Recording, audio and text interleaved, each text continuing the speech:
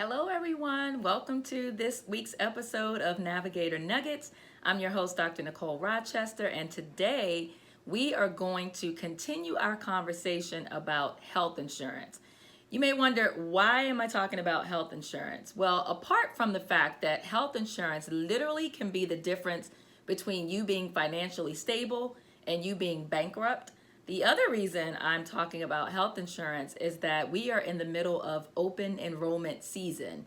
Open enrollment for the Affordable Care Act started on November 1st and it goes through December 15th. Also, even if you have insurance through your employer, you are likely in the middle of open enrollment season. Open enrollment is just that time every year where you have the ability to review and make changes to your health insurance as well as other types of insurance if you are employed. And what I know for sure is that many people take this time for granted.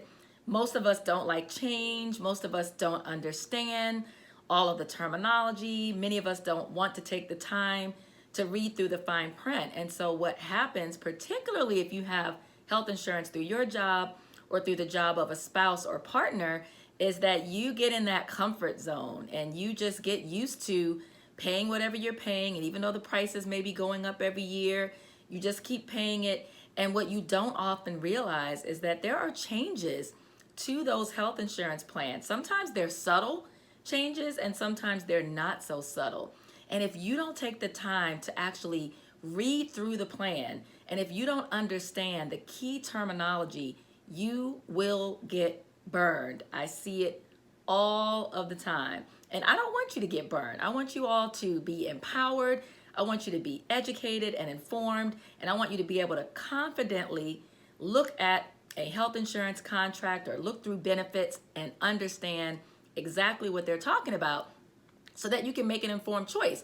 It really doesn't make sense that we spend more time, choosing vacation spots or picking out new cars than we do choosing our health insurance. So I am here to help make that process easier for you. All right, so hopefully you saw last week's episode. If not, I encourage you to go back and watch it. Last week we talked about HMOs, PPOs, and deductibles, three very important terms that you need to understand related to health insurance. So this week we're going to cover three more terms, all right? Today we're going to cover copay, coinsurance, and premium. So I'm going to start with the premium. I mentioned this, or I alluded to this a little bit last week. The premium is what I like to call the price tag, because that is the amount of money that you pay every month for your health insurance plan. So if you have health insurance through your job or through a spouse or partner's job, the premium is that amount of money that they take out of the paycheck, either once a week, once every 2 weeks, however often that you get paid.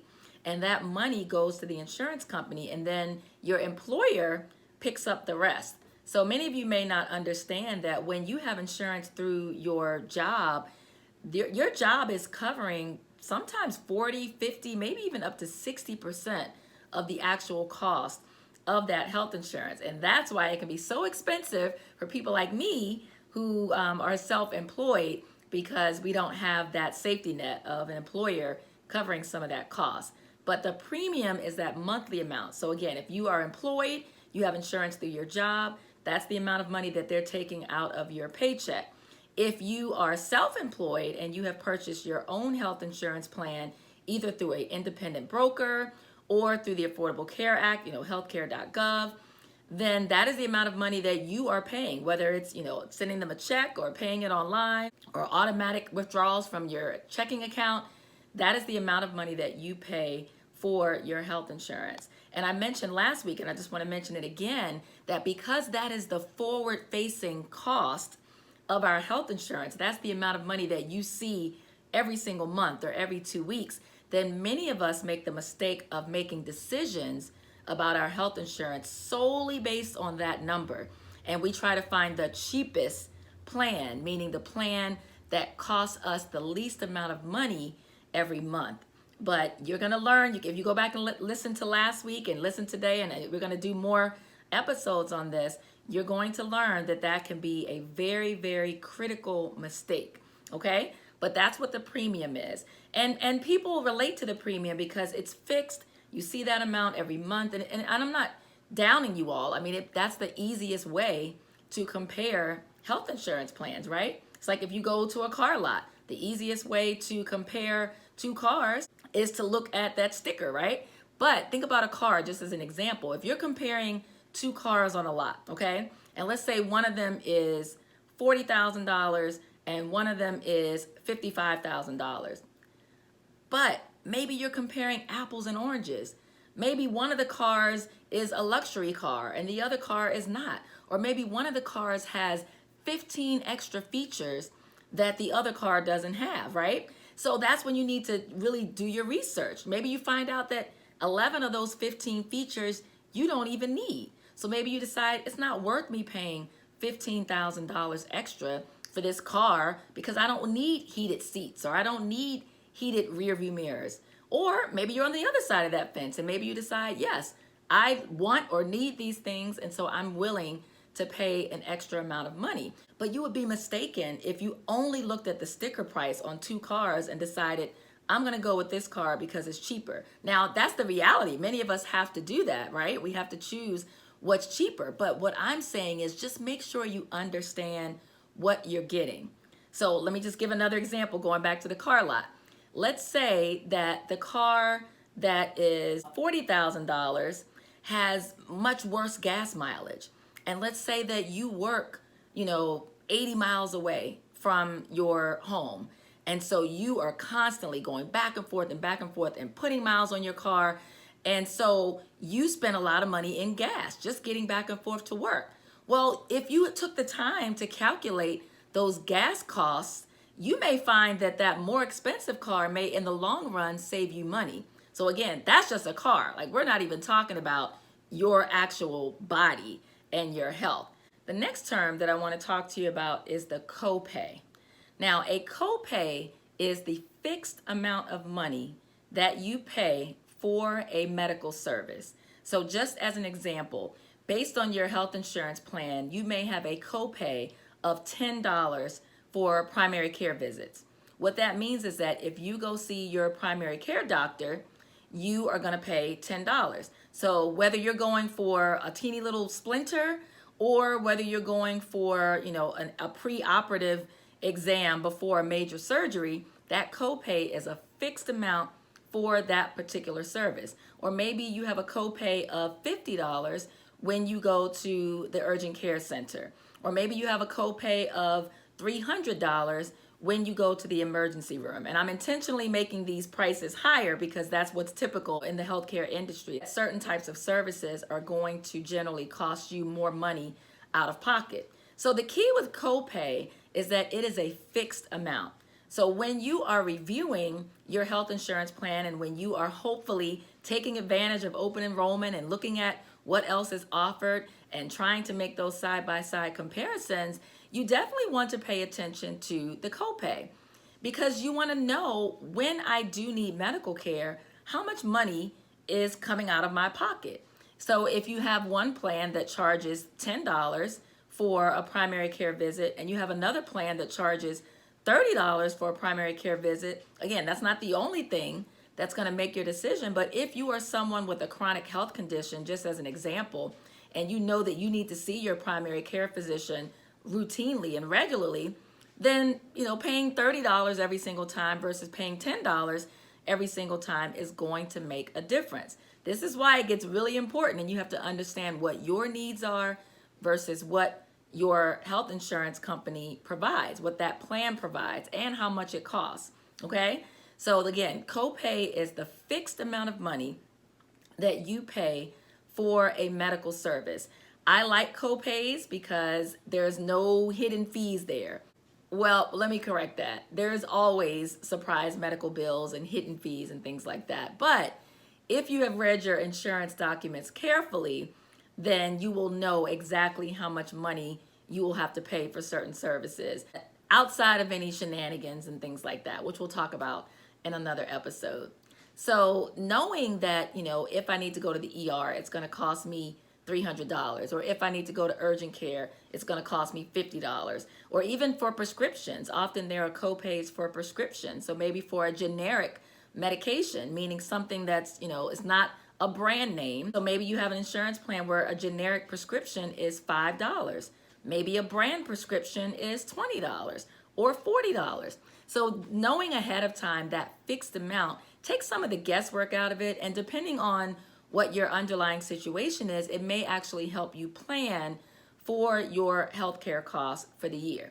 In contrast, coinsurance is the percentage of the cost for a medical service that you are required to pay.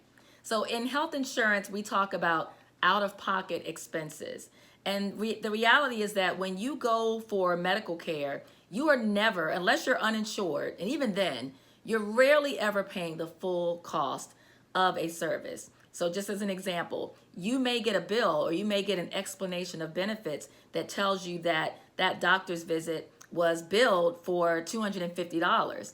And then under that, they will say your insurance company covered, $180, and then you're responsible for the rest. So those are your out-of-pocket expenses. What happens is that your health insurance company, really the whole purpose of health insurance is that they cover some of the costs of your medical care, all right?